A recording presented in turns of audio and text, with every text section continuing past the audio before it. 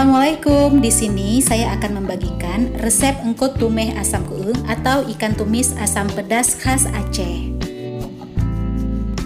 Bahannya ada 4 potong ikan kembung, kemudian 11 atau boleh dikondisikan cabai rawit, 3 buah asam sunti atau bisa kamu ganti dengan asam gelugur atau kandis, kunyit secukupnya, 1 siung bawang putih dan 2 siung bawang merah atau 3 siung juga boleh ya.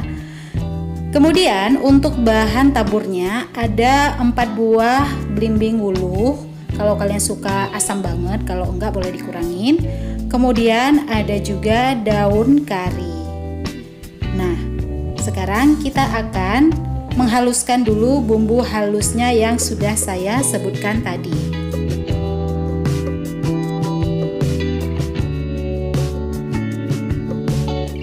Panaskan minyak makan secukupnya. Kemudian barulah menumis bumbu. Sebenarnya resep asli ini tidak ditumis ya, tapi direbus begitu saja dengan bumbu. Tapi ini adalah resep ala-ala saya. Jangan lupa masukkan juga daun karinya. Kemudian setelah tumisan bumbu harum, masukkan air secukupnya.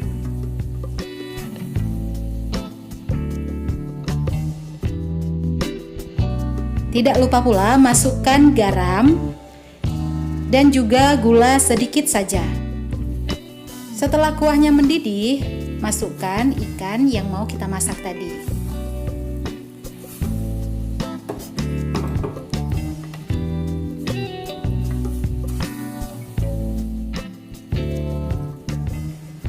Ketika ikannya hampir matang, masukkan belimbing wuluh yang sudah kita potong-potong terlebih dahulu.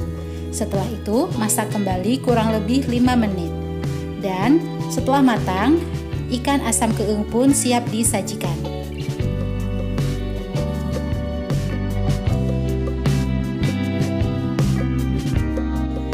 Nah, ikan kita sudah matang ini ya.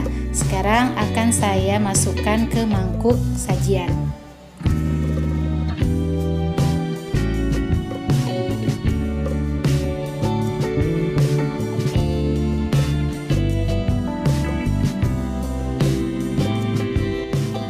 Agar lebih harum dan enak, sajikan dengan taburan bawang goreng di atasnya.